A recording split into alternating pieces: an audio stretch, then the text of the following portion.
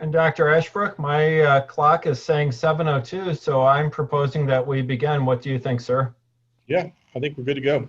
All right. Well, welcome everyone. Thank you for joining us on a Friday evening. I'm sure that there is nothing any of us appreciate doing more on a Friday night than attending professional development. Having said that, though, we have a distinguished group of panelists and much outreach on behalf of our association membership towards a guidance session on reopening our clinical practices. And this town hall is towards that effect. Please again, take a moment if you are on the Zoom app to make sure that you are muted. If you are on a call-in, please take a moment to mute your call so that we do not have ambient noise. So again, please keep yourself muted. I would also like to take a moment just to say thank you for each of you for sharing your interest and your time. And at this point, I'd like to turn it over to our moderator and introduce Dr. Richard Ashbrook. Dr. Ashbrook is a faculty member at Capital University. He's a professor of psychology, department chair, dean of the college, former provost and vice president of academic and student affairs. He completed his internship at the University of Rochester's Strong Memorial Hospital and received postdoctoral training in pediatric and health psychology. Dr. Ashbrook holds a BS from University of Maryland, MA and PhD in clinical psychology from the same, as well as an MFA in creative writing from The Ohio State University. He's affiliated with medical and behavioral health consulting practices that specialize in publicly funded demonstration grants, outsourced services for public, governmental, and nonprofit agencies, and contracts for forensic, correction, diagnostic, and disability services. Dr. Ashbrook, thank you so kindly for joining us, as well as to each of our panelists. And if I might turn the town hall to you to proceed, and then I will be your slide clicker at this point until we turn it over thereafter. Great, thanks, Eric. Hey, so good evening. We're really excited to fill our virtual meeting room to its full capacity. So please permit me to add my welcome to Dr. Merkel's greeting. It's my privilege this evening to serve as moderator and to introduce you to the distinguished panelists assembled tonight, each of whom will offer guidance on reopening your psychological practices and answer questions about safely practicing our profession in a world deeply affected by the coronavirus pandemic. Let me tell you about our panelists whose expertise and professional experience promise an informative 90 minutes during which we'll hear from each panelist while preserving time toward the end of this evening's session for your questions. Please use the chat window to pose questions. You may either select my name, Richard Ashbrook, and address your questions to me, which in turn I'll collect and curate and present to our panelists a little later, or simply address your questions to everyone in the chat window and we'll collect them there and try to ask as many as time permits. We'll also take synchronous questions from participants, but please remember, until then, stay muted until it's the question and answer time. The much more thorough and detailed biographies of each of our panelists also is available on the website. And so I'll beg our panelists forgiveness for only offering brief introductions that we might move more swiftly to the program. Dr. Heidi Gullett, an Ohio-grown physician, serves as the medical director for the Cuyahoga County Board of Health. She is incident commander for COVID-19 response and co-chair of the Health Improvement Partnership Cuyahoga, a large cross-sector community health improvement consortium. Dr. Gullett is passionate about the realization of equity through authentic long-term partnerships and collective impact. She holds advanced degrees in both medicine and public health and is an associate professor in the Center for Community Health Integration at Case Western Reserve. Representing professional practice, Dr. Virginia Clark and Dr. Matthew Capizzuto will share the second panelist space. Dr. Clark, a clinical psychologist, serves OPA as Vice President of Professional Practice and as a member of the Insurance Committee. Since 2014, she has owned and directed a group private practice, Western Reserve Psychological Associates.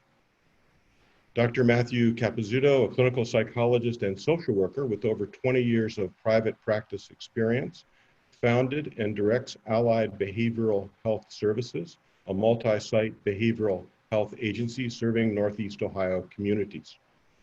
He has special expertise in projected trends in the healthcare industry, especially those that will impact behavioral health services in the future. This evening's fourth panelist is Dr. Jim Broyles, representing the perspective of insurance, billing, and practice affairs. Dr. Broyles is tireless. He maintains an active private practice in Grove City, Ohio, while championing Ohio psychologists' interests in his role as Director of Professional Affairs for OPA. Dr. Broyles' contributions to Ohio psychology are a dozen-fold: past OPA president, finance officer, insurance committee chair, marketing chair, LGBT committee chair, and Leadership Development Academy co-chair. Finally, batting last, cleanup, is Bob Stinson, a forensic psychologist, chemical dependency counselor, and attorney at law. Dr. Stinson, also an OPA past president, will represent the legal and ethical perspectives to reopening practices.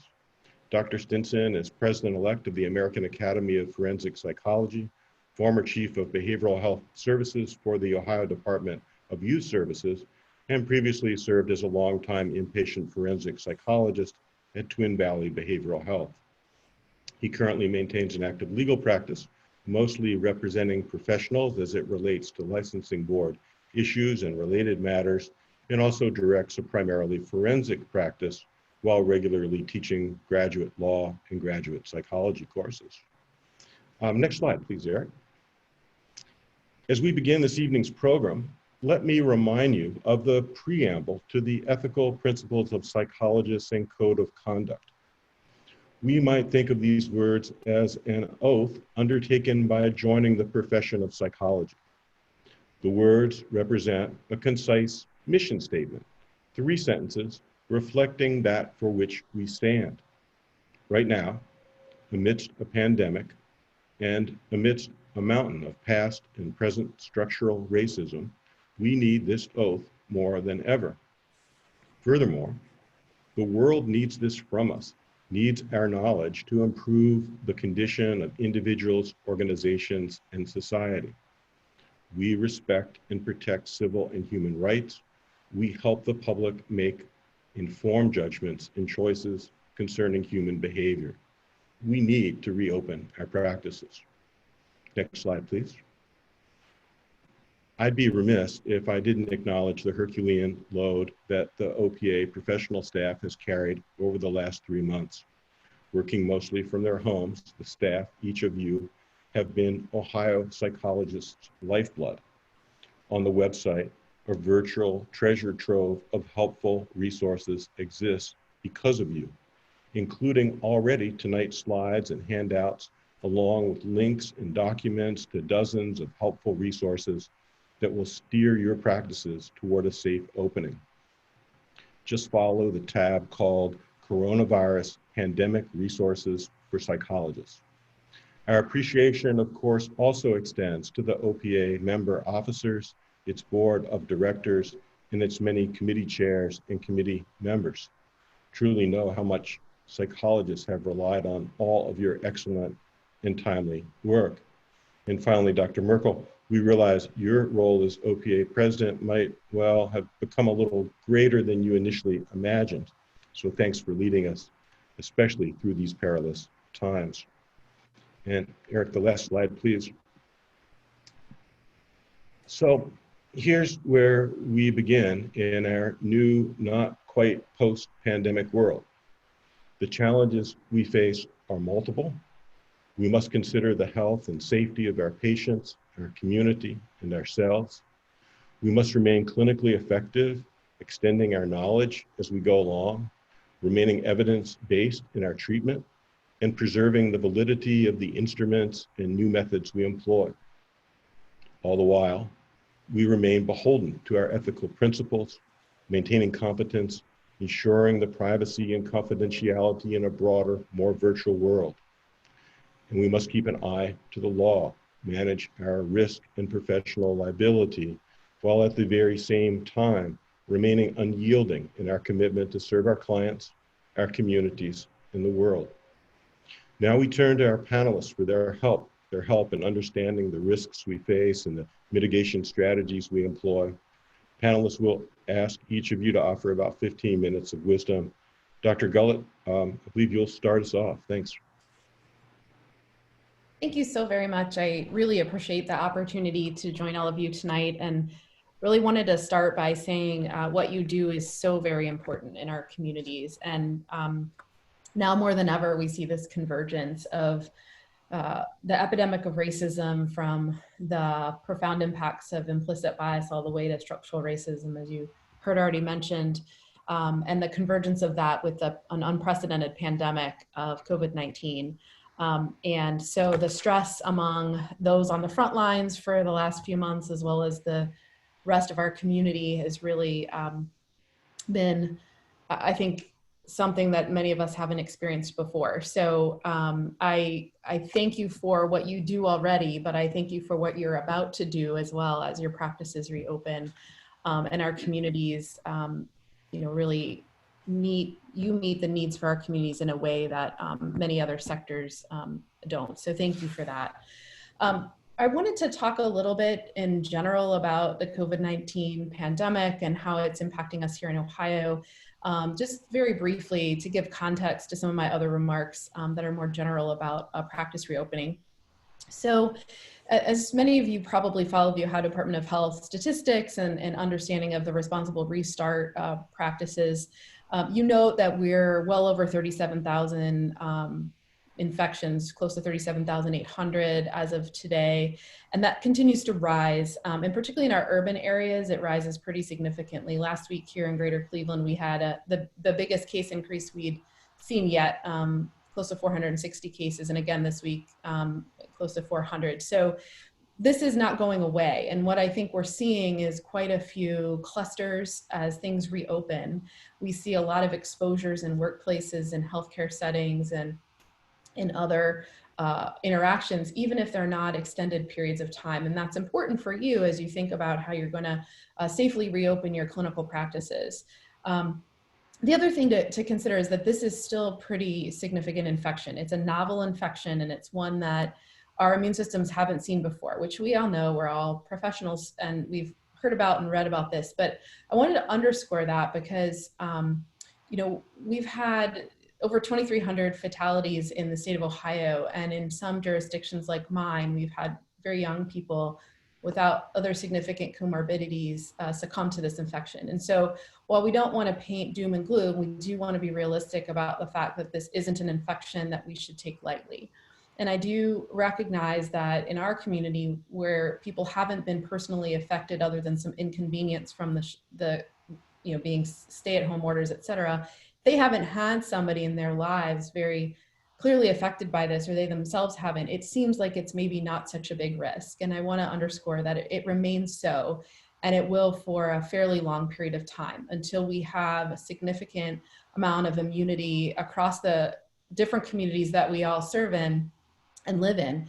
Herd immunity is good, about 70% immunity across the population. And probably we have about 1% to 2% of our population at best estimate that's been exposed thus far. So we have a long way to go. And I say all of that to say that, and as we think about restarting and opening back up, it's really important to think about the timeline here. And this is a marathon, not a sprint. And we continue to remind ourselves of that at the health department in my own clinical practice every day. We are still predominantly on telehealth, and I'll talk about that a little more in a few minutes. So we're really thinking well into 2021, perhaps into early 2022, as far as thinking about how we settle into a new normal and what it looks like for all of us as we try to provide the services that we want to provide and that our communities need. The other thing to consider is that I'm not here to tell you what to do. I'm not here to tell you how to open your practice or what exactly to do, but I'm here to provide you with some guidance that's as best evidence-based as we know, because this novel virus is very unpredictable. We don't know a lot about it yet. And I want to point you in the right direction of places where, as this evolves, you can continue to feel that you have trusted information and that you can continue to make the best decisions for your community.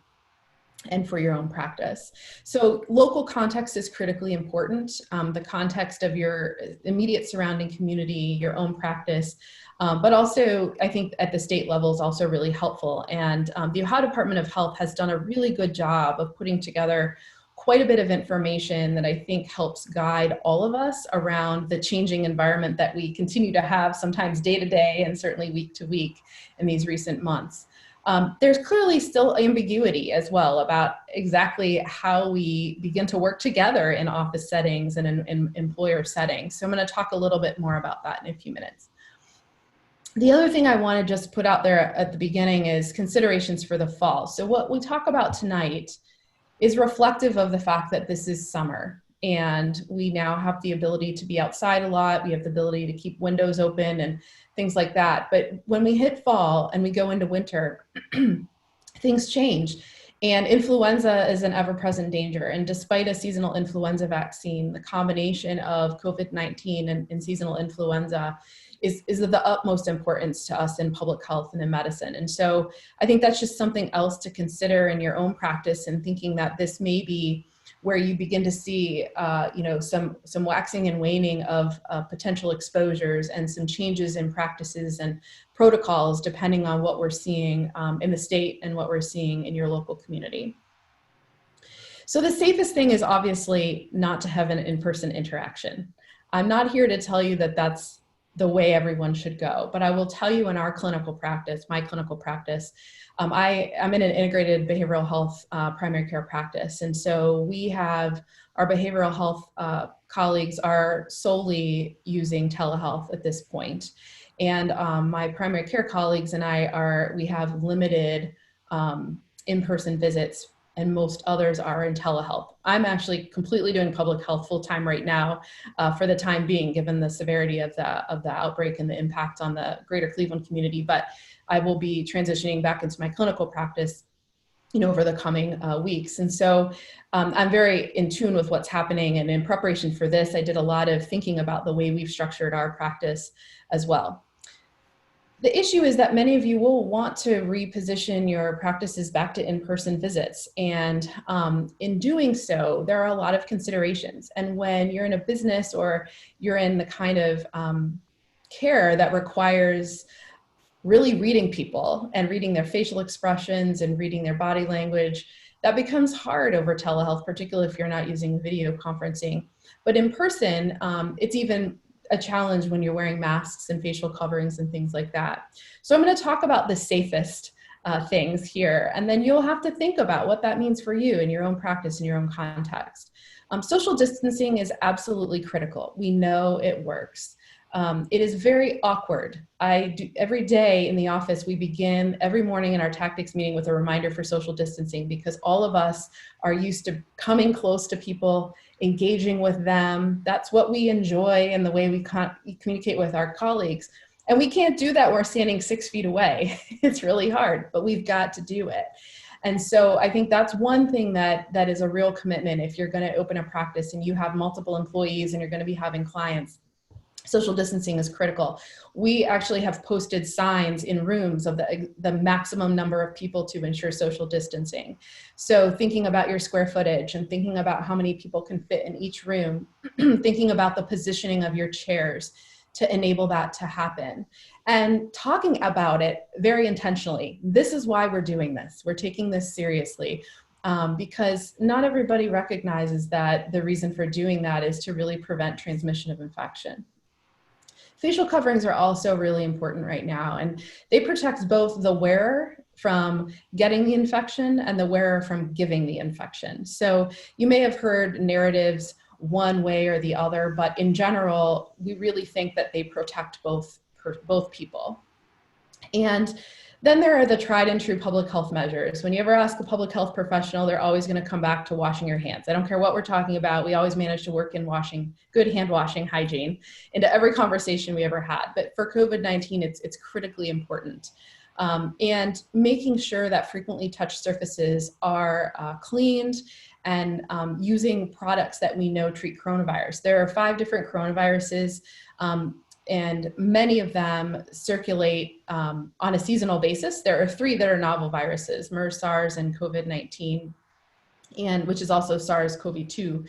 And those three are the ones that we're most concerned about. But you might have cleaning products that say they treat coronavirus because we have these other seasonal circulators. So picking cleaning tools and the right supplies are not hard. It's bleach, it's other things like that. And we actually have on the ODH website some really nice information about if your cleaning supplies are sold out, which could happen again if we have a big surge in the fall and we're not all stocked up, what we can do to really substitute. So you would want to be ensuring that you're wiping down anything that's frequently touched, whether it's a check-in desk or whether it's chairs that people sit in for an extended period of time. I know most of your sessions and many of your practices probably are more than 15 minutes, I would imagine. And that's really where we say within 15 minutes and longer than 6 feet away, we really don't consider that a typical exposure in a public health investigation for COVID-19, but typically would be in a space with someone a little bit longer. So that's something also to consider. The other things you might want to consider are just practical tips for the way that you position your waiting rooms, if you have the ability to move things around or separate chairs, or if you have the ability to have people wait in their vehicles. If you have people that come by public transportation, that is hard, but you can try to distance people as much as you can and really point very clearly where people can sit and remove any areas where they cannot. You can't be too concrete with this kind of distancing because it's not the norm for any of us. The other thing I think is really important to mention is just health assessments for staff. If you are an employer and or you supervise other people, ensuring that you have assessments for staff in place, as well as for clients. We have put together some really nice information in Cuyahoga County, but also the ODH website's fantastic for that. Very clear guidance of symptom checklists and what you would want your employees to do before they come to work or not come to work if they are exhibiting any symptoms, which are not just cough, shortness of breath, and fever, but actually a whole lot of other non-specific symptoms, which we now know are very much part of COVID-19. I'm happy to talk in the Q&A about what some of that looks like, and certainly make sure that you have directed to those locations where you can find that information after as well. And the other thing is just reconsidering some policies. I don't know what your policies look like for patients who cancel within a certain period of time, but you definitely don't want people who become symptomatic overnight to come to their appointment because they're worried about a late fee or a no-show policy, whatever that is. So thinking about what kind of policy changes you can make are really important. These are all things that I know in my clinical practice we've definitely worked through. The last thing I wanted to make sure I point out is that if you aren't already good friends with your local health department, I would recommend you get to know who they are. They are your go-to for questions. They're your go-to for any investigation among positive clients who may have had exposures in your practice or among employees. So I would recommend meeting them. Our health commissioner always says we don't pass out business cards during a pandemic. We need to have pre-existing relationships. And we really do that with a lot of people in our community, a lot of different sectors, but not always. And so certainly there are groups of people that we didn't know before this and we've become fast friends and we have the ability to communicate quickly. But as you reopen, you can expect that there were potential exposures in your practices. And so thinking about what that looks like is really important. And thinking about protective equipment, personal protective equipment is important too. And so each of your local health departments has received PPE from the Strategic National Stockpile, as well as many governments have purchased additional PPE. And relationships with those people are how you would get access to that. And in a clinical practice, that might be something you want to consider. So those are the kind of few pearls I thought I would introduce. And I do see some questions coming through, which I will defer so that I don't take anybody else's time, but I look forward to Q&A. And again, I just want to thank you for what you do for our communities day in and day out. And really thank you for the opportunity to spend time with you tonight. It's such a privilege. Great, thank you very much, Dr. Gillette. That's very helpful, and we'll keep track of the questions and return to those questions toward the end of the program. Next, Dr. Clark and Dr. Capizzuto. All right, I'm going to share my screen because I have just a few slides here I want to present. Okay, let's see if this works. Can you see that all right? Looks good. Yep, we're good. Okay. So basically, the information Virginia and I are going to present is really based on our own reopenings of our own practices. So I'm going to speak mostly about my reopening. Well, this will be kind of in reference to my reopening. We did basically a partial reopening. So only clients or situations meeting specific criteria have been deemed appropriate. And actually, we're really encouraging our clinicians to continue with telehealth for some of the reasons Dr. Gullett actually mentioned, and some of what she said fits nicely into what we're going to talk about. So in our other phase, we're considering this phase one, and the other phases of our reopening are going to align directly with the state guidelines. So we're going to have someone, obviously keep track of all that and stay abreast of what's happening. So it's important to do that because each practice environment is going to be different. So what we're going to be doing here is presenting just kind of like a framework for you to conceptualize reopening. And when I say reopening, I also mean the potential for transitioning back to telehealth, depending on the very fluid changes and potential upsurges or whatever. So I'm going to also use the terms rules and ordinances interchangeably. I was talking about laws before, but obviously a lot of these aren't laws, but just so you understand, when I use one, I probably could change it for the other. So. Okay, so a lot of what we're going to, what you'll be doing is will depend on the type of practice you have. So for solo practitioners, it's going to be a little different than it would be for small group practitioners, and it'll be different for large groups and agencies, of course. So I'm going to kind of do this in a hierarchy, starting with the lowest standard to the highest. So for solo practitioners, you want to be aware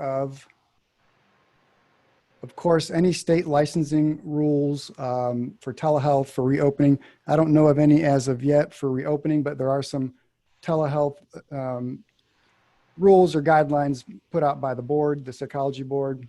And then, of course, if there are any emergency revisions relevant to COVID-19, want to keep those in mind. And of course, the state orders that apply to small businesses, for example, who has to wear a mask when and in what circumstances. What are the rules for social distancing? And most importantly, what are your limitations for implementing specific practices? Do you have a waiting room large enough to follow the social distancing rules? And if not, what is your alternative? Probably have your patients wait in the car, et cetera. Small group practices, then you're going to be probably around more people coming in and out of your offices, whether that be with your colleagues or patients. So you have to kind of conceptualize the square footage and layout of your building. So we want you to be aware of everything that I covered in the previous slide, in addition to now kind of thinking about developing a specific and formal reopening policy. And this is what we've done. It's a 1.5 to 2 page policy, really outlining exactly what we're going to do, trying to kind of think about potential situations that we could face and have a policy to deal with them. And of course, this is also a fluid process because as the rules change, the policies can change. As experiences change with reopening, the policy can change. But it's good to have something in place before you reopen.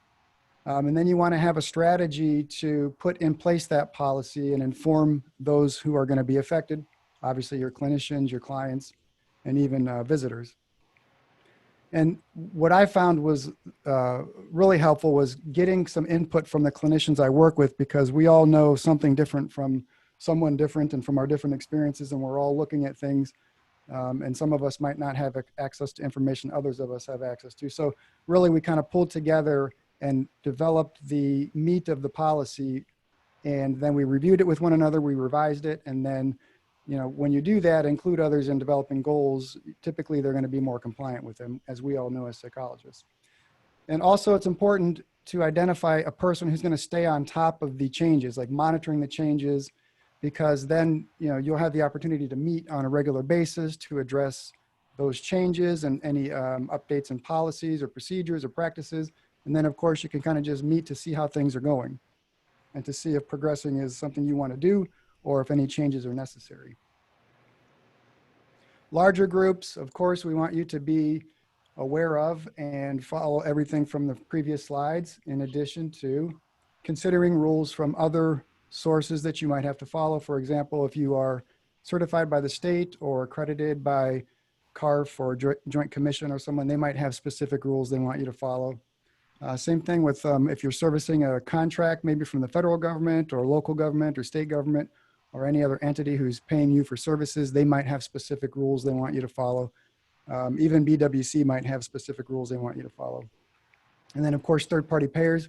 As of yet, I haven't heard of any specific to reopening or in-person services, but of course, something that they are going to be doing probably, and Jim will talk about this, is trying to limit payment for or have a deadline for paying for telehealth services, which actually would be difficult for us because what if we have to go back to doing telehealth after we reopen?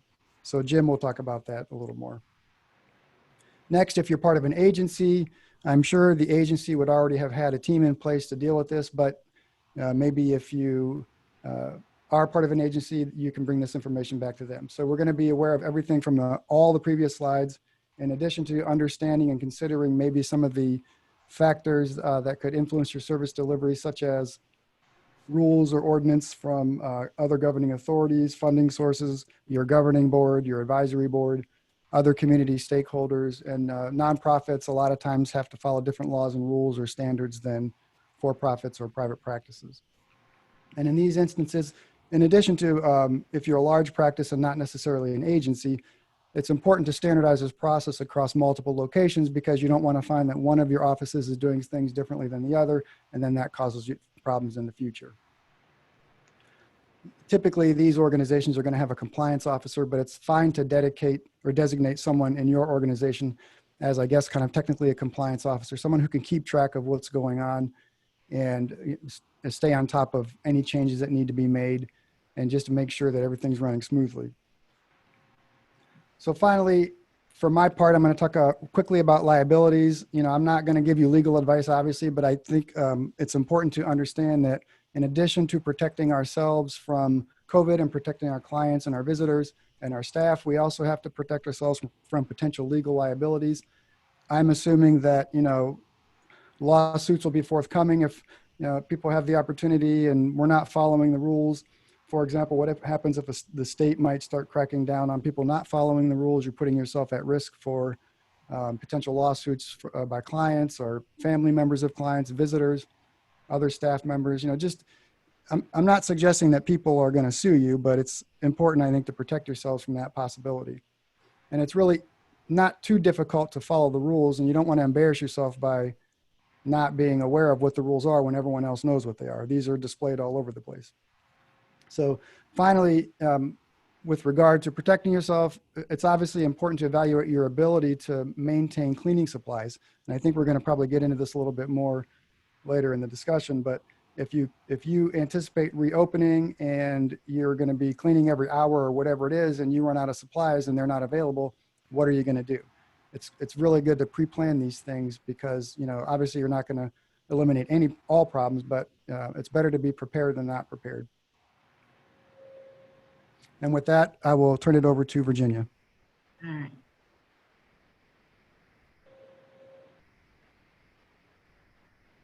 Oh, okay. Are you going to just keep doing the screen? Yeah, you want to just tell me to switch? That's fine. Yeah, that's fine. Okay. So, first of all, just in a nutshell, you know, be prepared.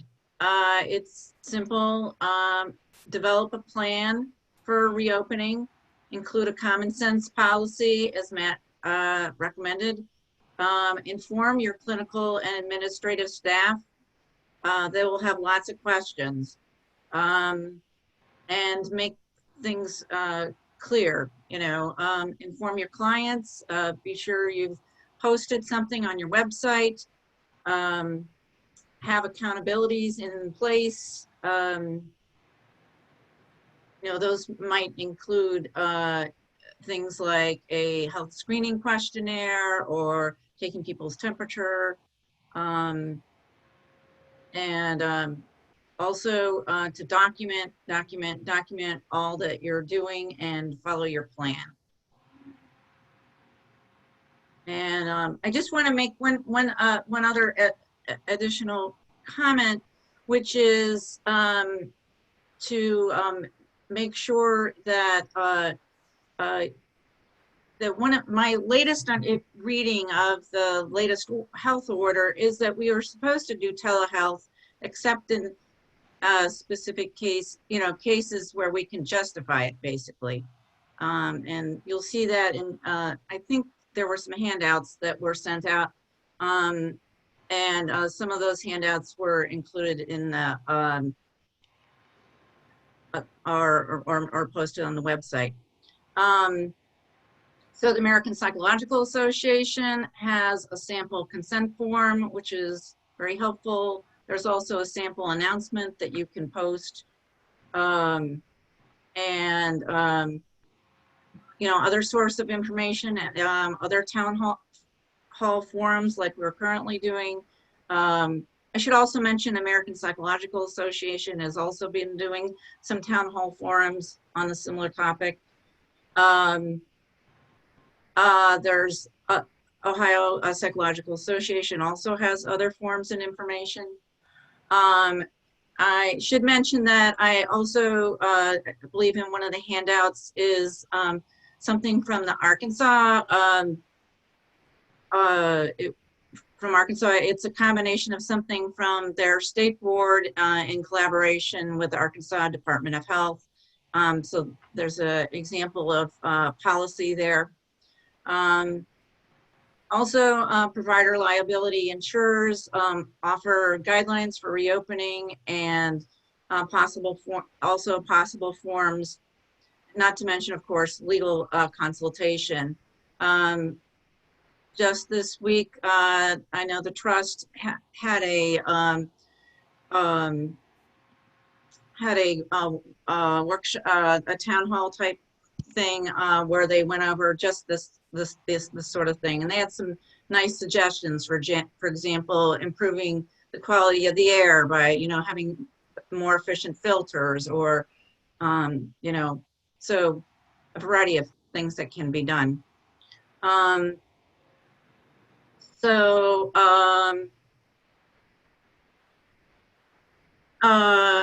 Okay, so the handouts are available on the OPA website.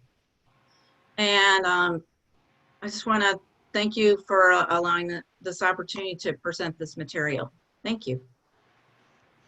Hi, Dr. Clark and Dr. Capizzuto, thank you very much. Dr. Broyles. Hi, everybody. As many of you may know, I am our Director of Professional Affairs on staff with OPA. And really my main job is to help everyone with the insurance issues. And as you may probably already realize, that was a pretty demanding job when this crisis broke out. So a big part of what I've been trying to do is get you the information that you need about the changes that are happening with our laws, regulations, insurance policies, so that you can continue practicing, especially in the area of telehealth. I was listening to my bio when Rich was reading it, and it said that I was tireless, and I'm like, I don't know about that. There was a while there when I was getting kind of tired, so I don't know how that slipped in there. I didn't do that. I'm going to share some slides, see if I can share some slides here as I talk. Can you see that? Rich, can you let me know if you... Yep, there we go. Okay. You're not in presentation mode yet, but... I'm getting ready to do that. Thank you.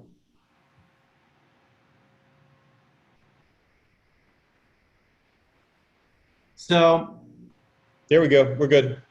The most important thing here about this, let me make sure, I've got to go back. Most important thing to think about right now, I've been sending out a lot of information about the changes that are happening right now with the insurance companies and changes that they've made to facilitate our access to being able to use the teletherapy and bill that for insurance companies. And I'm hoping that most of you have that information right now. And right now, I'm just fielding a lot of questions that are connected to when this will all change and end. one of the most important questions that I get is, about a very common misconception, which is that the insurance companies will be ending their coverage for telehealth soon. Okay, and so there's some really important ideas that we have to think about when you're considering that question. Okay, first of all, most insurance companies were already covering teletherapy, telehealth in some form before the current circumstance. So they have issued brand new policies to help ease our way into this, but it is not true that most insurance companies were not covering teletherapy before. Okay, the policies, their emergency policies that they have issued just changed some of the circumstances to make it easier for us. The emergency temporary policies implemented by most pertain to just relaxing some of the restrictions for telehealth delivery, which were a part of their standard ongoing policies. Some of those restrictions were already there. So the restrictions that were changed were including things like making attestations to the company to affirm that you've received the training for teletherapy, committing to or using their web-based platform, the company's own web-based platform, making sure that you're using your connection through teletherapy as, in an auditory and a visual form. So those were the restrictions that were in place before that these emergency policies relaxed. So once the recently issued emergency policies expires, it's very likely that the company or the entity will revert to their previous policy, which for most allowed teletherapy within the parameters of those former restrictions. So they're probably going to go back to just those stricter guidelines. That is probably what will happen. Again, I wind up in these circumstances talking a lot about insurance issues, and I always try to talk about like, this is what the insurance companies will do. And sometimes that's a hard thing to predict. So I have to go, I think, I'm guessing this is probably what will happen. But as most of us realize, that's kind of hard to know. So most of the new emergency policies were initially identified with having specific expiration dates. So in some cases, the expiration dates were set to coincide like with the current state of emergency declared for the state of Ohio by the governor or nationally by the president. So a state of emergency right now, of course, has been declared on both levels. So a lot of those policies are sort of tied to, hey, once this state of emergency is over with, then these emergency policies will also be over with too. So others, and the private companies specifically, were giving expiration dates as a part of their policy. But really, those expiration dates have already, the ones that were initially issued, have already been revised more than one time. So a lot of times I'm getting questions from people who are saying, hey, I heard that June 15th is our deadline. It's like, well, yeah, that's what they're saying right now, but that's already been moved 2 times. Optum, I think, was one of the first insurance companies to issue emergency policies, and I believe I'm sure their policy has been revised twice already. So what I'm noticing as I watch all of this is that it feels like that they're doing really a pretty good job of monitoring the circumstances and then being responsive to that. So among other things, this means that, for the companies who have emergency expiration dates, I believe that it's very, very likely that they will continue to revise them. So these are the current expiration dates that are the most up-to-date that I have. So here you can see, and you have this in a handout. And these have been extended quite a bit from where they were initially for most of the companies. So we see, Anthem is September 13th. Cigna right now is July 31st. Medical Mutual's tying their emergency policy right now with the current declared state of emergency in Ohio. Aetna right now is August 4th. Medicare is tied to CMS and the end of the National Emergency Declaration. So when that's over with, their emergency policies will be over with. Optum has stopped giving expiration dates. So, according to them, it's just in effect indefinitely. And we have new Medicaid rules that were issued by our legislature. And that's tied again to the state of emergency in Ohio.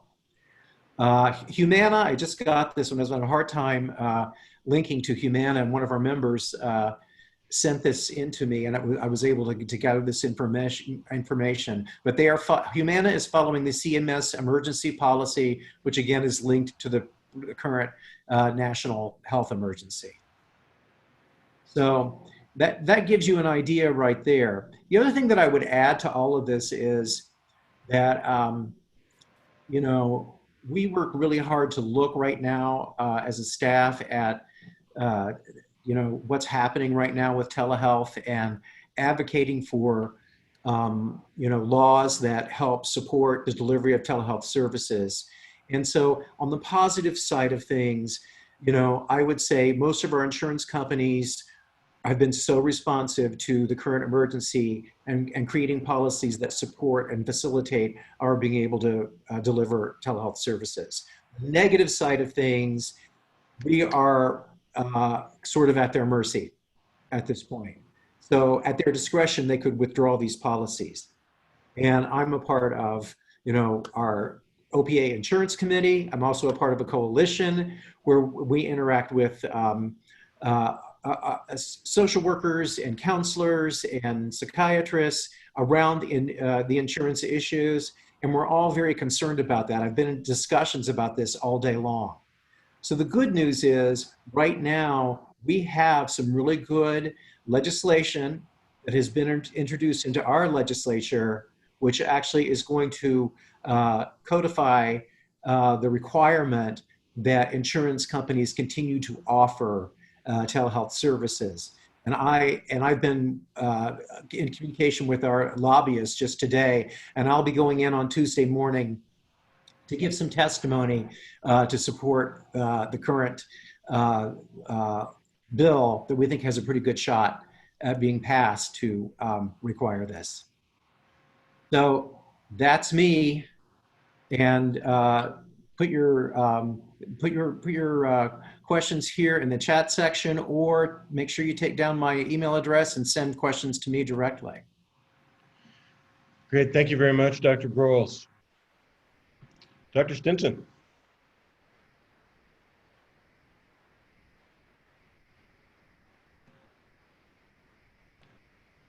Dr. Stinson, you might be muted. You're right. And I reminded myself multiple times in my head to unmute before I got going. So I appreciate you helping me out there, Rich. Let me say that again, what I was saying was thanks to my fellow panelists for the great job that they've done. And thanks to Dr. Merkel and Michael Rainey and the OPA staff for putting this on and allowing me to be a part of it. I struggled a little bit knowing that we had about a 15-minute slot and wondering how do I address ethical and legal considerations in 15 minutes. There's so much that could be said. Fortunately, Karen with the OPA staff sent us some questions that were received in advance. So I tried to look through those questions and give consideration to them as I prepared what I would share today. I've kind of broken what I'm prepared to share into 3 different sections. First, I want to just address some basic considerations as an employer, because many psychologists are in fact employers of other staff. And then talk specifically about some considerations in returning to in-person services as a psychologist more specifically, and then wrap up with some comments about special informed consent that you might consider as you transition back to in-person services during a pandemic. Before I go any further though, I just want to say briefly that what I'm sharing should not be construed as legal advice. Certainly it's not intended to be legal advice. It should not be relied upon as legal advice. nor should it be used as a substitute for obtaining personal legal advice and consultation where needed. I certainly will share my sources where I got the information. I think what I'm sharing is valid and reliable, but I did want to put that disclaimer out there. So just some general considerations as an employer for those of you that may have other people working in your office. One question that often comes up and has come up during this pandemic is, do I have to provide paid sick leave for my employees? And actually, the answer to that is probably, but also maybe depending. There's the Family First Coronavirus Response Act, FFCRA, and it requires most employers who have fewer than 500 employees to provide 2 work weeks of emergency paid sick leave for various covered reasons, including things like the employee has tested positive for COVID-19, or the employee has symptoms of COVID-19, or even if the employee needs to stay home and care for a child whose school or child care provider has closed because of COVID-19. And that requirement for paid sick leave is irrespective of whether or not you have a paid sick leave policy in general. So even if you've never provided paid sick leave previously, you would be required as an employer with 500 or fewer employees to provide paid sick leave during certain portions of this pandemic. There's also a requirement that the same employers provide an additional 10 work weeks of leave at a reduced rate for employees who need to stay home to care for their children whose school or child care provider has closed because of COVID-19. So this isn't a workplace legal seminar or an HR seminar, but that question comes up, so I wanted to address that. Another question that often comes up as psychologist employers is, can employers deny an employee access to the workplace if they have symptoms of COVID-19? And so people get concerned about, am I discriminating, or how much can I impose on somebody because of a health condition? But you can. The Centers for Disease Control have in fact advised that employees who appear to have symptoms such as a fever, such as a cough, such as shortness of breath on arrival to work, or who develop those symptoms during the workday, should be immediately separated from other employees, from clients, and they should be sent home. And the Equal Employment Opportunity Commission, the EEOC, has reiterated that employers can and should send employees home if they have symptoms of COVID-19. Moreover, we should always be actively discouraging employees from coming to work if they have flu-like symptoms. Instead, they should be staying home and seeking medical care. A third question I'll address as it relates to employers, psychologist employers in particular here. Can employers implement a mandatory screening program for COVID-19? That question has come up quite a bit. In fact, on April 23rd, the EEOC, the Equal Employment Opportunity Commission, updated its guidance confirming that employers may administer COVID-19 tests to determine if employees entering the workplace have COVID-19 or have symptoms of COVID-19. However, there was also a warning or a reminder that if employers are going to select that option to screen individuals, two things should be considered. One is the test that's being used should be accurate and reliable, so that you're not inadvertently discriminating against people. And it should be administered in a uniform or equitable manner, so that you're not, for example, say, well, we'll screen people who are a certain age, or we'll screen employees when they come in, but not everybody else who comes in.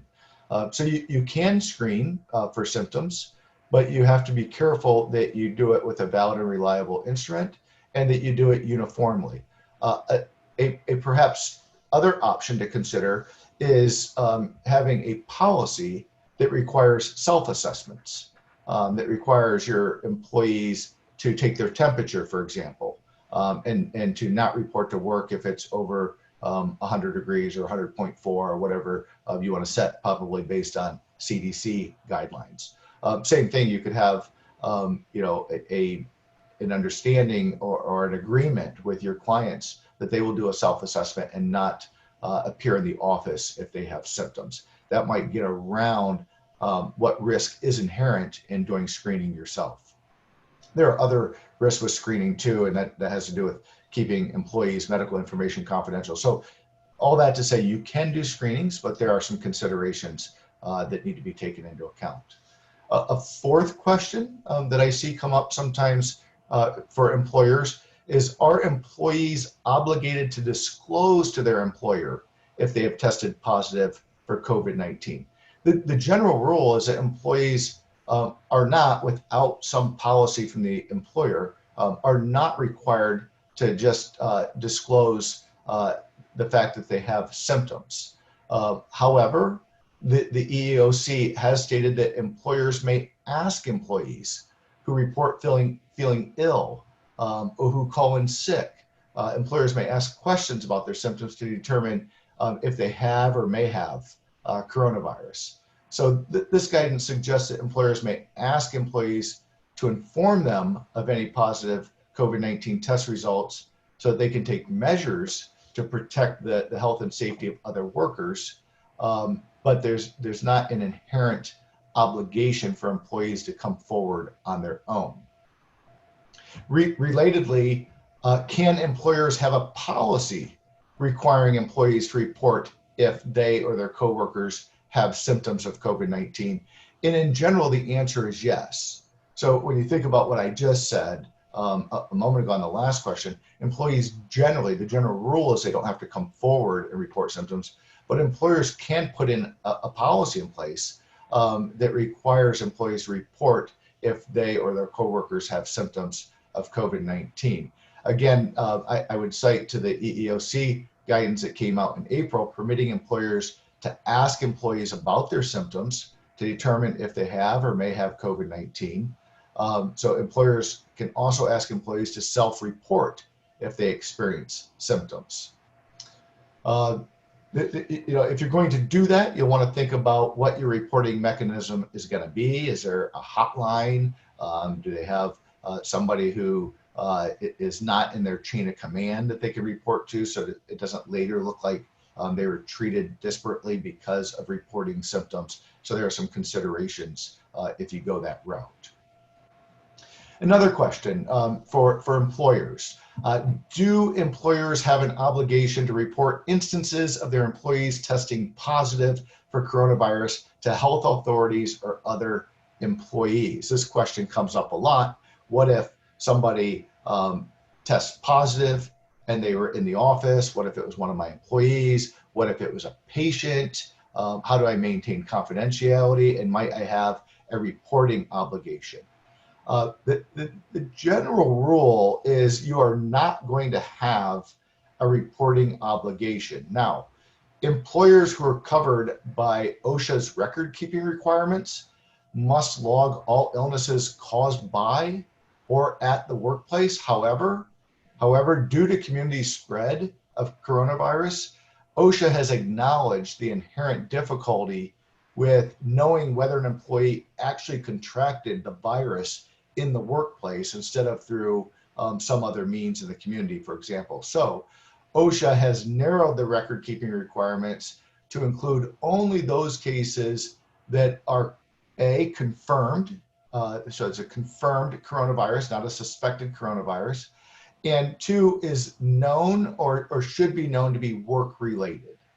So that's generally going to be restricted to larger organizations. Think big factories, think hospitals, think prison systems where they know they have an outbreak. They know the person couldn't have acquired it in the community because they haven't been in the community, things like that.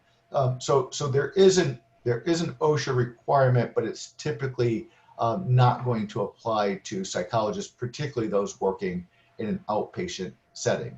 And aside from OSHA, employers are not required to report employees positive COVID-19 test results, nor clients, customers, patients that we're treating. And then the final question that I'll address as it relates to employers generally is, May employers inform employees that one or more of their colleagues has a suspected or confirmed case of COVID-19? So what happens if one of your employees or one of their colleagues has coronavirus or is suspected to have been exposed? Employers may in fact inform employees that one or more of their colleagues has a suspected or confirmed case of coronavirus, particularly if the sick employee may have come into contact with those colleagues. Just a gratuitous announcement is probably not a good idea, but if you have reason to suspect that others have come into contact with the person who has coronavirus or is suspected to have coronavirus, then you can make that that information available to them so that they can take steps to protect themselves and so that they can prevent further transmission. However, in doing that, you have to maintain the sick employee's confidentiality to the extent possible. So you as the employer probably should not come forward with the person's name. Depending on the size of your office, that person may be okay with it, but you should let them do it and not you. So those are just some basic things I wanted to cover very briefly as it relates to employers. As it relates to considerations of returning to in-person services, first, I want you to know this: you are not professionally or ethically obligated to offer face-to-face services. There may be a time that it's appropriate to do that. That time may be now. That's a judgment you're going to have to make. But psychologists can in fact refuse to see patients face-to-face. So you are not required to unnecessarily jeopardize your health or the health of your family or your staff or your patients. So that's, I think, a place to start. If you're thinking about returning to in-person services, ask yourself first, is it necessary? It may be necessary if your patient doesn't have access to telehealth, doesn't know how to use telehealth, or they're making poor progress through telehealth, or they're declining in their functioning through telehealth. So that's where you want to start. Ask yourself, is it necessary? Review the physical and mental health risks. Is it a worsening condition? Is the person in a crisis? Do they require a level of intensity that can't be met through telepsychology? And then if you decide you're going to do in-person services, establish some rules. Discuss the risk of exposure. Do things to protect their safety, like wearing masks and having a no contact policy. Agree to do self-assessments and agree what the objective criteria are for not attending a session based on the outcome of the self-assessment. And then establish a rule or an agreement that you can revert to telehealth, or you can refer out, or you can otherwise stop in-person sessions if you find it appropriate to do so. Furthermore, take steps to reduce the spread. You've heard this through other speakers, but rearrange your seating in the lobby, open windows when you can so that you have ventilation, wear a mask, schedule your appointments so that people aren't passing each other and waiting on each other. Ask patients to wait in the car or the lobby until you text them or call them. Have hand sanitizers, Kleenex, gloves, things like that available. And then finally, implement policies to protect your employees and post those policies in your office. Have them available on your website.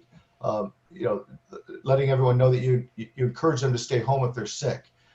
You encourage employees to telework where they can. You offer flexible scheduling where it's appropriate. You minimize contact with each other.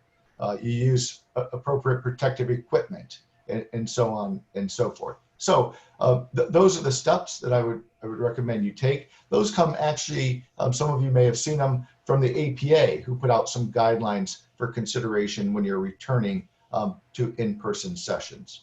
And then the last thing I want to say before I turn it back over to Rich for question and answers is give consideration to whether you should have a separate informed consent form. Both the American Psychological Association and the Trust Insurance Company have put out sample informed consent forms that you can use for purposes of returning to in-person sessions. This doesn't replace your general informed consent that you're required to get both under the APA Code of Ethics and the State Board of Psychology's rules, but it's supplemental. It adds to the general informed consent you get. And so the types of things that you might include in that informed consent are why you made a decision to meet face-to-face, that you have explained the risks of opting for in-person services. You may identify in that informed consent the precautions you're going to take and the responsibilities that you place on the patients, what they're expected to do in order to attend sessions in person safely. You may include in your informed consent what you will do if one or both of you have symptoms. Will you stop seeing each other? Will you revert to telepsych? Will you make a referral? And then you probably want to include a statement about limits on confidentiality. That is, if you are at some point in time required to make a notification of who was in the office. For example, if the health department would come knocking and say, we have information that somebody was in this office who tested positive and we're doing contact tracing and we need to know who all was here between Monday and Wednesday of this week, then you may find yourself in a position where you have to disclose information. So let your patients know that if you're required to do so, you will, and remind them that, of course, you will release only the minimum amount of information that's necessary under the circumstances. Again, you'll have 2 sample informed consents in the resources that are provided to you, so you don't have to reinvent the wheel, so to speak. The last comment I'll make is there's a lot of concern about, can I be liable to other people if I hold in-person sessions? I suppose we can always take on some liability anytime we're practicing. We take on some liability, but it may be helpful and perhaps even comforting to recall what the elements of liability are. First of all, you have to have a professional duty owed to your patient, and you probably do. If you're treating a patient, you have some professional duty, and then you have to breach that duty. So the question you have to ask yourself, the decisions you're making in your office, if the question is, do I have to wear a mask? Do I have to make them wear a mask? You have to ask yourself, might this be perceived as a breach of some duty if I allow them to do X or I don't require them to do Y? Importantly, in order for you to be liable, there's going to have to be a showing that whatever injury they suffered was caused by your breach. So if somebody says, hey, I contracted coronavirus and I want to hold Dr. Stinson responsible for that, they're going to have to show that, first of all, I breached some duty, and that it was because of that they contracted the virus. That's a difficult showing. And then, of course, they have to demonstrate that they have damages. So that is about as fast, and I think I'm the only one, unfortunately, that went over the 15-minute allotment, so I apologize for that. But that's about as fast as I can give you a quick summary on law and ethics. When you go to the resource page, you'll see a guide for U.S. businesses, COVID-19 guide for U.S. businesses. That's an FAQ document. There's also the APA document on when to resume in-person services. There's the 2 sample informed consent forms that I talked about. And then there's, I think, a very valuable resource, a 1-page letter that was co-authored by ASPPB, the National Register of the Trust, and ABPP. And they provide hyperlinks to their COVID-19 resources, and I think you'll find those very helpful.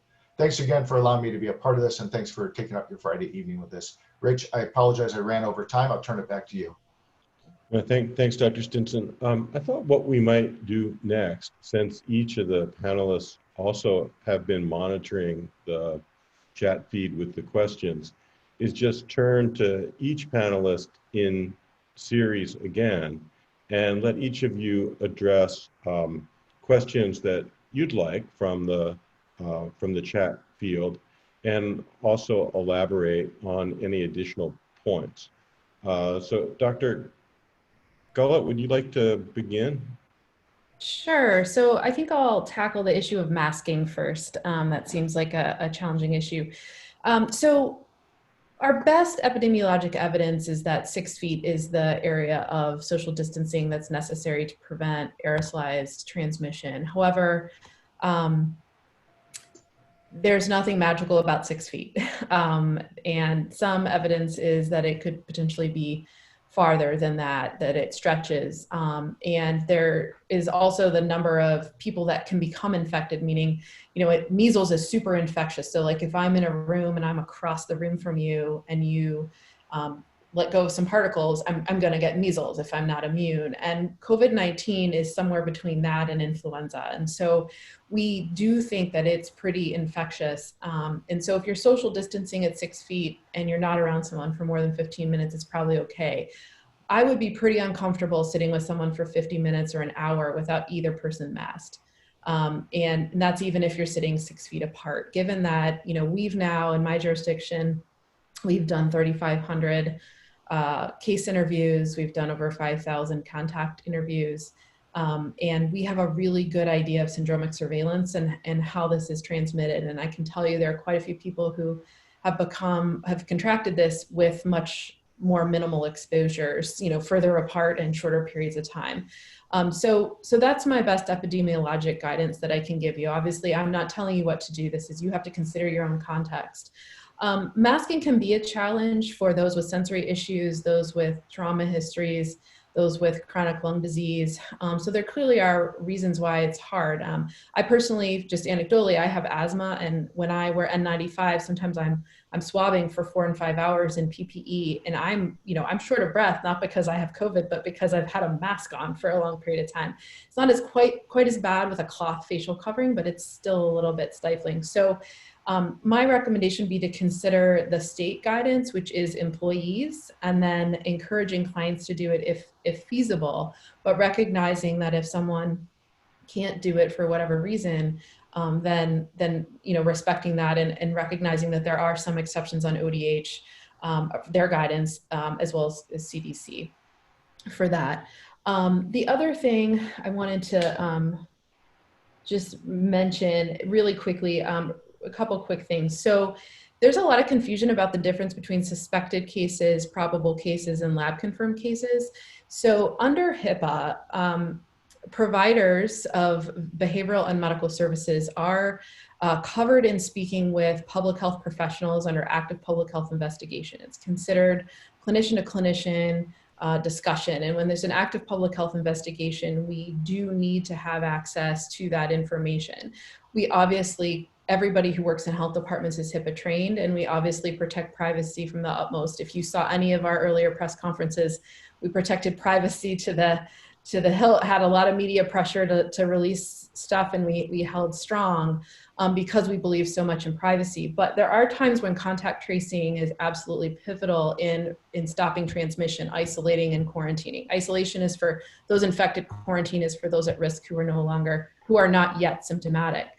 So recognize that there is a recommendation, and there's partially an order for employers, and I think that most of these practices would fall under the general office environment, to report to the local health department suspected cases, probable cases, lab confirmed cases, or exposures. So suspected is someone that has symptoms but doesn't have a link to a case. A probable case is somebody who has a link to a lab confirmed case. So you have a client who comes in, they live with their mom's lab confirmed. That's a link. That's a probable case who hasn't been tested. And then lab confirmed is obviously they've had a test for an active infection, not an antibody test for an old infection, but a PCR test for an active infection, usually a nose swab or a mouth swab. So there is that important collaboration with public health. And that's why earlier I said it's really important to sort of get the business card ahead of time, because then you have this relationship and it's not so much you're trying to figure out on the fly what they need to know, although we're pretty good at kind of guiding people in the moment. So I just wanted to briefly talk about that and what contact tracing would. I gave you a super brief contact tracing touch point, but I wanted to recognize that this is probably going to affect many practices over the coming 1.5 or 2 years. So I'll stop there, and I'll keep monitoring. Great. Hey, could you just mention a word about face shields too, along Sure. with, that's come up a couple times in the chat. Yeah, sure. So we do think, I see now, we do think that this can be transmitted via exposures through mucosa and through unprotected eyes. So for example, when I'm testing and I'm in full PPE, I have my regular glasses on, I have a face shield, and then I also have an N95, I have a gown, I have gloves. So I wear face shields a lot, but you know, I think it would depend on your practice, whether you feel that that's something that you need to do. Sometimes when I'm swabbing, I work with, so far I've been working with a lot of people who are developmentally delayed or who have cognitive issues. And so I actually put a picture of myself when I have to be masked. And I put my first name so they know who I am and they can see me because they can't see my mouth and they can't see what I look like. So trying to be creative about ways that if you know you're working with someone who, and sometimes we do that just for people not even, you know, that we're dealing with in a certain location. So I would say that that's the best protection. If you, even if you can do a clear one that's a disposable over your glasses, that's probably best. But it depends on, you know, whether you're going to have somebody who may have impulsive, you know, behavior, or you may have some exchange of body fluids in some way. I mean, that's not typical probably for your practices, but it might be depending on the context in which you practice. So it's a good thought, and it's something that your local health departments can help you with on the PPE front. Great, thanks. That's really helpful. Doctors Clark and Capizzuto, anything you'd like to address? There's a question to me. I'll just answer it. It's pretty straightforward. It's the question is, as you have partially reopened, have your therapists been wearing masks with their patients? The simple answer is yes. Thus far, we've had no pushback from therapists or patients about that. We really don't. None of our therapists has any health issues that would wearing a mask would interfere with, like a breathing issue or whatever. And the clients have been very receptive. And if there were any issues, we would just encourage them to do telehealth. So like telehealth for us is not at all off the table. In fact, that's still how we're operating. We're doing telehealth. And this in-person sessions are the exception, not the rule. And what I've told my people is it's not an invitation for everyone to come back. It's an invitation for some to come back under these circumstances who meet these criteria. Basically, if they don't have access to technology, or if they have limited access, if they're a high complexity case, and what they're doing is documenting in the chart why they're coming back, and there's a complete rationale for that, as if there would, the documentation would be as if they had to do a duty to protect or duty to warn or reporting of some kind. They're documenting their rationale for the decision they made. I wanted to add that you may want to read the May 29th order from the health department, Ohio Health Department. And in it, it talks about people who are at risk. And I've helped to inform my clinicians to look at both reasons for having someone come in person, but also who's at higher risk. You know, and so it lists various disorders in there. The other thing is just in terms of, you know, the Ohio Department of Health has some fabulous signs that you can just download if you need to post signs throughout your office. I started doing that back in, I don't know, seems like forever now, but March. But yeah, and there's a lot of nice little checklists and things that they have there, so you don't have to really reinvent the wheel. But I find also, if you want to just on a regular basis keep up with how many cases are going on locally, you know, you can either look at your county Department of Health or the Ohio Department, the Ohio COVID dashboard. And you can actually see how many new cases are in the county and for that day. So those are some of the things that I look at. But there's a lot of material out there that will help you so you don't have to reinvent the wheel. So. Like I said earlier, it's really wise to have one person in charge of keeping on top of all this stuff. Just makes it easier if you're in a group. Thanks. Dr. Broyles, anything you'd like to add to the mix? I would just say Allison Fagan gave me a really good new task, which I hadn't really thought about a whole lot before. But she was asking for, can you give us an idea about like when these emergencies policies expire? What will be some of the requirements that the insurance companies will need to have in order to continue teletherapy? So I will go ahead and at some point, I don't think that's an urgent need right now, but I will go ahead at some point in the near future, start to put some of that together. As I said before, there's not an urgent need for it. And I really don't know where everything is going to land with the insurance companies after this. What I suspect is that there may be some changes and they might, drop some of their requirements. But I will be monitoring that and even kind of ask them too, if they think they know where they're going to be, put that information for you, get it out there. Someone was asking about I've mentioned the web-based platforms that some of the insurance companies are requiring, or you did require, and certainly not all of them are. But I mentioned that one of the reasons that requirement got dropped is because they simply don't have the capacity in any way, I'm fairly sure, to be able to handle all of the incredible volume that they would need right now for all the people doing teletherapy. So I really think if that requirement comes back, it's going to be a while. Thanks, Jim. Dr. Stinson? Yeah, I don't think I had anything in particular to add, Rich, unless you saw a question that I missed that you'd like me to weigh in on. No, that's good. So we have about 5 or 6 minutes left. I want to pose just one question to Dr. Gullett, and then we'll open it up to some synchronous questions where people can unmute and participate. But Dr. Gullett, I was wondering from your perspective, if you kind of look into your crystal public health ball, is it likely that we will face as clinicians additional threats of pandemics going forward?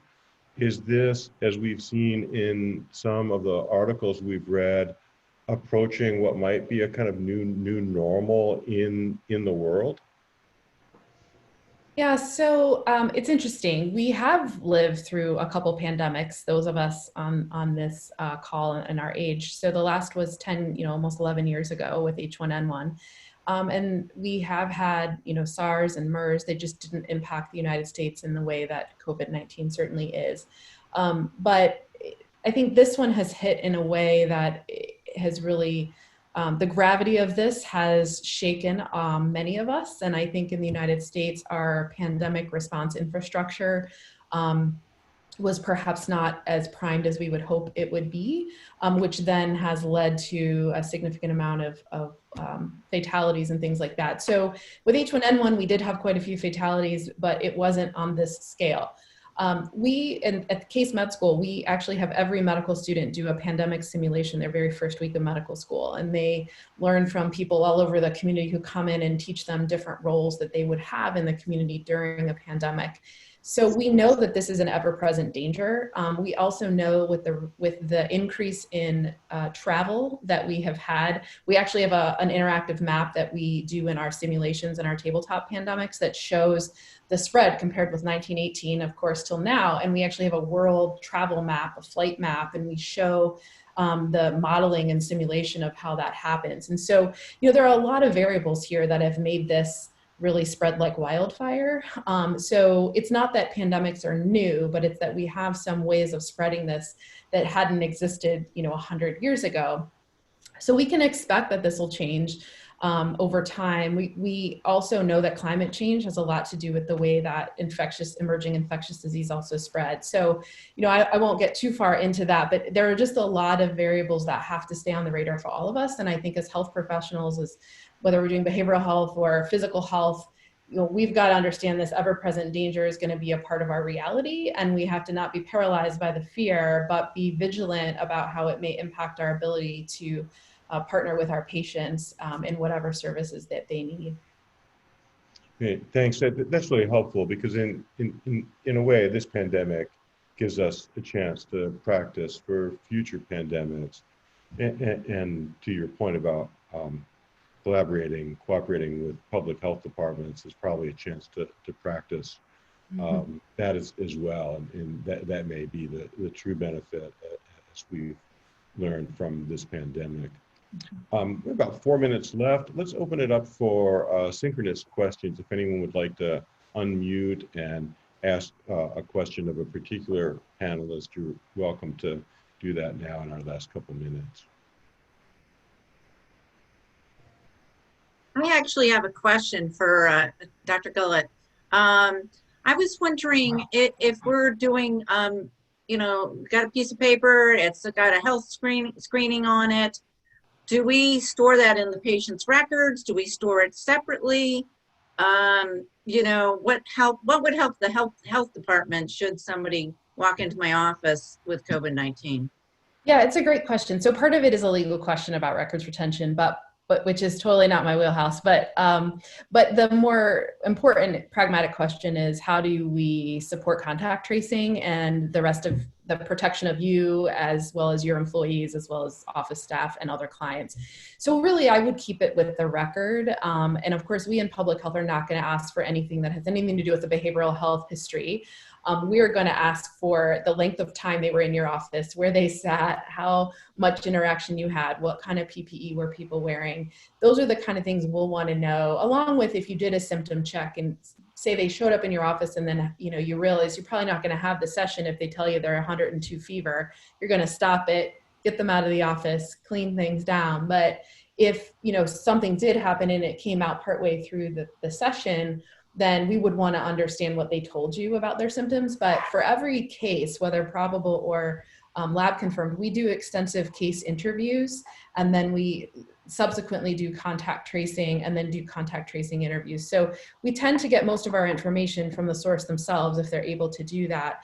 But certainly collateral information from anybody who is potentially exposed, as well as anybody who may be able to help us better understand the course of illness, is really important. And then we would explain to you exactly what quarantine looked like if we truly deemed you an exposure. We much more prefer people to be reported as potential contacts, and then we vet whether that's reality or not, whether they truly need to be in quarantine or not, rather than just people assuming themselves it wasn't really a contact. And so we would want you to cast a wide net if you can, and then of course we would protect that information. So that would include like who else was in the office at the time? Right, exactly. And we typically, sometimes we actually go physically out to offices. A lot of times, this is another benefit of your friendly local health department. We have experts in environmental assessment, sanitarians. And so a lot of times we'll go out, one of us will go with our sanitarians, and we'll actually go to a physical space and we'll look at how the exposures happened, where they were, how we can help infection control practices going forward in that facility, whether it's a small office, fast food restaurant, or a large employer. All of those happened this week. So, we do, those kind of things as well. And then sometimes we'll do it over the phone too. It just depends on what it is called for. But yes, we would want to know who's there, and then we'll talk through it with you. And really, this is a collaboration. This isn't us wielding a heavy hand of governmental public health. This is really about us making sure everyone is safe.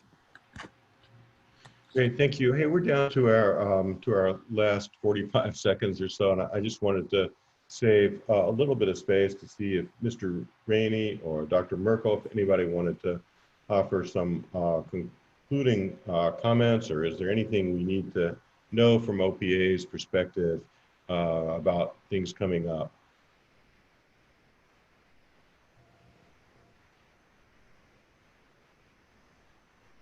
I bet someone's telling us something really important and they're muted.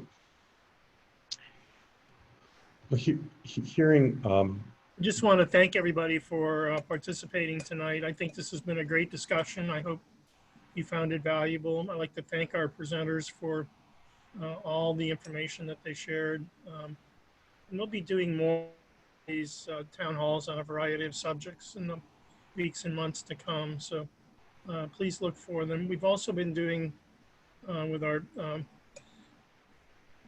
psychologist wellness program, some self-care programs that I personally have found pretty helpful in this stressful time. And watch for those and see if you can participate in those also.